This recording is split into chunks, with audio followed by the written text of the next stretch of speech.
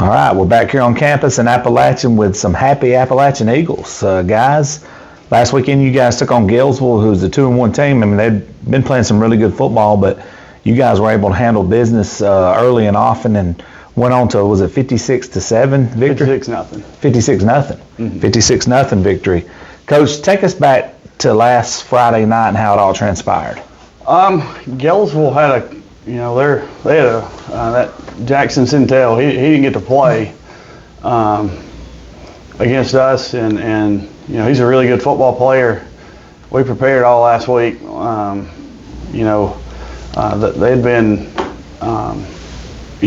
setting or being able to run the football with him, all year long, and when he didn't get to play. So when we they also had their under center quarterback didn't get to play, so we came out and we were able to have some short offensive drives, score. I think the first drive maybe 4 plays, second drive 3 or 4 plays, and kind of get some of our younger kids in towards the end of the first half, and then the whole second half we were basically junior high kids, and they played their junior high the second half also. So, Coach, I seen your junior high and JV scored about 3 touchdowns or so. I seen Braden Duke had a long score. Talk about him a little bit and your JV kids. Well, I'm excited. I'm excited for that for Braden Duke. He's going to be another one of those. I mean, it's funny. You have Braden Gillian. I think he's going to be to be able to run the ball. Like Braden Gillian does. He's a strong kid. He never quits. You can't scare him to do it, and he can play the heck out of middle linebacker too. He'll hit you in a heartbeat. He's just an 8th grader. We got another kid in 8th grade, Jesus Covarrubias. He scored another touchdown for us. After William Pantoja, he's a senior, and he was kind of in there in the second half. He caused the fumble and recovers it, and we were able to get a little 7-yard speed sweep to Jesus to score our last touchdown. Up front, we got. I mean, I've been telling them. I told them yesterday at practice too. We play 5 seniors on our offensive line, and you look at our roster, we got 6 other kids that wear our lineman numbers that play varsity football right now. They got to step up for us to continue to, roll on the train that we're on right now. So it's great to be able to get them in.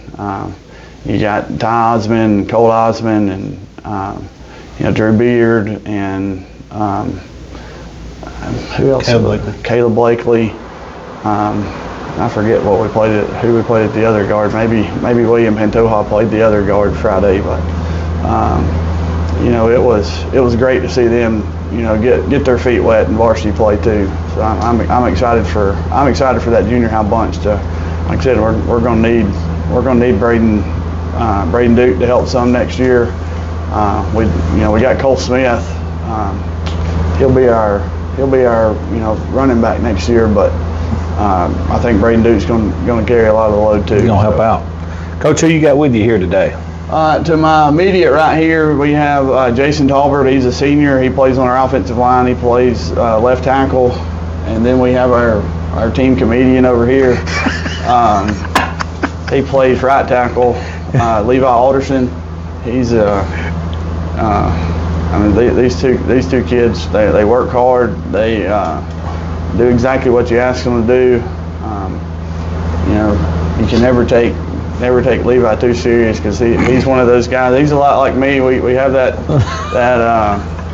dry personality sometimes where you can't tell if we're joking or not, and I can't look at him without laughing sometimes. I call him Napoleon. He reminds me so much of Napoleon Dynamite. Yeah. Have you ever even seen that? No. Good thing. I'm going to watch it soon. Get ready to laugh. It's a different type of humor, but you're going to die laughing when you see it. You're probably going to get mad at him for calling you that, but I like old Uncle Rico. He could spin it, couldn't he? Oh, yeah. He rode over those mountains over there. Yeah. So. He said, He said, was it back in '83? Yeah, back in '83. Is it back in '83? I could throw a pigskin quarter mile. Anyways, you have to see the movie. You'll die laughing. Let's talk with you two guys for a minute. Seniors, offensive line. You know, Braden gets all these yards. You guys run the ball very well, but none of that happens without what you guys do up front. Let's talk about that offensive line and the brotherhood you guys have, because y'all have been making waves over the last few years. Y'all have been known to ground and pound and be really physical at the point of attack, and that starts with offensive line. You can start first. Oh, yes, sir. Me, Levi, Justin, we've all been here. They've been here their whole lives. I came here in 8th grade. Eric Wolf, our right guard, and Eli, they came a couple years ago. And we just all like created a brotherhood. We're Braden, we call him our other offensive lineman because he's so big. But pretty good sized feller. Yeah, we're all connected. We all love each other. So, I mean, we can run the ball. Braden makes good cuts because in practice we're practicing 100%. Like, we're not taking plays off. Our scout team, all those younger kids, they're getting good practice. They're giving us good looks. So that really helps a lot in games. You got that right. If you can get a good look from your scout team, it helps. Yeah, and with that brotherhood, you get good communication out of that too. I mean, you're not going to be making holes if you ain't got communication, letting your other guys know who you're going to get, who you're going to block, and who cares if they hear what you're going to say. I mean, we're going to go out there and hit them, and it's just we're just getting closer and closer each game, learning more and more of all what we're doing. Let me ask both of you guys a question. You're sitting here on the season undefeated. You beat Locust Fort the first time in over 3 decades. Things are clicking, so to speak. I know you just one game at a time mentality, but have y'all slowed down to realize, hey, what we got going on here? We're undefeated, undefeated in region play. We got it all in front of us to play. Yes, sir. Like, I always check the scores after the games, and I texted in the group the other day that our region's really not as, like, there's some guys think our region's bad, but they're really not as bad as we think they are. Like, Woodville will come out and beat a good Spring Garden team, and, like, I tell them not to get too big-headed, because that's right. That's been our problem in past years. Like, we went 4-1 a couple years ago, and then come out and didn't win another game. So I mean, we need to stay humble, down to earth. That's right. Can't get cocky, but I think this group of guys is really down to earth. Yeah, no doubt. Can't overlook them. I mean, you might think that some games are going to be a cakewalk, but like Coach Brood says, if you let a bad team stick around until the fourth quarter, I mean, they got a really solid chance to win, and you just can't overlook the guys. And I think there's going to be some good games where we might have some tough matchups, but we're eventually going to come out with a win. Yeah, no doubt. I mean, that hard work y'all do on the practice field, well, on the baseball field right now, right? Yes, sir. And that stuff pays off. But I mean, real talk though, that's just another hurdle you guys have kind of just played through. You know what I'm saying? You don't have your normal practice field. Everything's not comfortable. But at the same time, to me, that helps you because it's another element you got to adjust to. Coach, talk about that unit, just that offensive line and how they set the tone for your football team. Well, I didn't play offensive line, but I have 2 older brothers, and they were always on offensive line, and I kind of looked up, to them growing up, and just my philosophy on everything. I want to shorten the game because sometimes your best defense is a really good offense. You got that right. Coach Jeff Dean taught me that when I was playing for him, and Coach Willingham. That was always the philosophy when I was playing, and then when Coach Willingham gave me the chance to come and call offense for him after I graduated. Ernie, he's the GOAT. He is the GOAT, and I wouldn't trade my time with him. Actually doing a show with him in a few hours. He's Coach Willingham was he's the reason I'm doing it. I tell him all the time, he's the 3rd biggest male influence in my life outside of my father and awesome. And my uncle, and he's the reason he taught me into going into coaching. That's awesome. But yeah, that was always our philosophy. We are we're going to be try to be meaner than everybody else. I think we kind of veered off of our path. For a few years we went and where we were trying to air it out more, and we could air it out right now. Our Colton Caldwell can sling it, and we got receivers everywhere. But again, I fully believe that if you can't control the line of scrimmage, then you're not going to win very many football games, especially when the further you go. You know, we want to continue to prepare like we're playing for a state championship, you know, on Friday. You know, that's my mentality. I try to beat it into them, you know, Monday through Thursday. Hey, it doesn't matter what rolls out in front of us. We got to be prepared that we're going to win this game in the trenches. We're going to try to out physical other people, and I think like I said, I think we've built a pretty solid offensive line. You know, we lost three starters from last year, and able to just roll in 3 more and continue to keep it going. You know, Braden gets a lot of praise, but these guys right here are to me are probably far more important because you know they're blowing holes and you know the first couple of games we were getting confused, you know, on blocking schemes and I'm telling you I believe in the Gus Malzahn. We're going to run, you know. We're going to run one play and we're going to make it look 6 different ways, but it's going to be the same thing. And you just got, so the blocking scheme is not difficult, but it doesn't matter what you stick in front of us. You can give me an odd front, you can give me an even front. We're still going to block you, you know, our way. And like I said, with these guys, it's been pretty easy to, you know, continue that success year after year. So. Let's talk about this upcoming opponent, Ider. They're much improved from the last couple of years. They got a quarterback that's been making plays and making headways. But what have you guys seen from them on film? And we'll start with coach, and then we'll get their perspective from the players. You know, number 2, I think Kidwell. They had him early in the year. They had him at quarterback. They moved him to their dot back. And put a freshman in at quarterback, and he's athletic. He can go. Think they're trying to run the option, triple option, old school, you know, double wing, and like third thinking. He gets an open field, he can go. 2 can go also. They got some big offensive linemen. They are, you know, last year they were young, and you know, again that kind of helps because all those guys, you know, come back and. Of course, I know they got a new coach and they kind of got a new system here, but they're going to get better and better as the year goes on. As you know, the more they progress with this offense they're running, because you know I've coached the triple option before, and that's pretty difficult to get, you know, overnight. I think they're going to be by the end of the year they're going to be a lot more improved than even what they are right now. They you know, and you know defensively they'll hit you. You know, last year we were able to, you know, just come out and do and kind of impose our will early and get guys in. But I've, you know, it's hard for teenage boys, but they see Ider and they think from last year, and so I mean I've made sure, you know, all week, and I got guys like Jason and Levi that are saying the same thing. We can't say that, hey, we're going to base what we did last year off of, you know, how we're going to beat them this year, or you know, vice versa. Like we've got to take it as we're playing. They're going to roll out the Kansas City Chiefs with Patrick Mahomes is coming out. We got to go play football and you know, we got to assert that, hey, we're here to play 4 quarters, and we're going to try to dominate you up front too. So.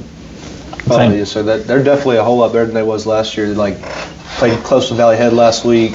Not a bad team at all. If we don't play discipline up front, number 76, he's a huge guy. He's not scared of contact either. He'll blow us off the ball. He plays defense also. We got to get him blocked. But if we maintain our blocks, get through there on defense, and we won't have no problem. And the linebacker core, they might be a little bit quicker than us, but if we can know what our job is and get down to that second line as fast as we can and hold our blocks, we should be able to blow open a few more holes for Braden. Both you guys got pretty big wingspans and stuff. I'm sure that helps in the blocking schemes. Talk about that a little bit and how you guys got a little bit of length. You guys get out there and touch some people, put some hands on people, so to speak. And I think it could possibly intimidate some teams a little bit more. Oh, yeah. Since we have such a tall offensive line. I mean, we recently lost our starting right guard, who is like above 6 foot, but we still got some pretty huge guys, and maybe that might scare teams a little bit more and help us out. They break that huddle and they look across. What's going on here? It definitely helps being tall, because, I mean, everybody's on our offensive line's pretty much tall except for our center, but pulling, it helps a lot because we can get there a whole lot quicker. And then being bigger, we can blow open bigger holes for Braden to cut through because he's big himself. So, Yeah. I mean, it's hard for Yeah, him to do there. you can't cut a normal hole. You gotta open that thing on up a You little. gotta get Either that or he's fixing to help. He does. He's fixing to help break He it ain't up. scared. If he don't have a hole, he's gonna make it. He'll run us over if we ain't got a hole for him. He likes to grab a hold of me, and then whoever he thinks needs to be blocked, he throws me. He's gonna throw you that way. That's awesome. Well, Coach, before we shut it down, I always like to kick it back to you just for final thoughts. Well, we're excited.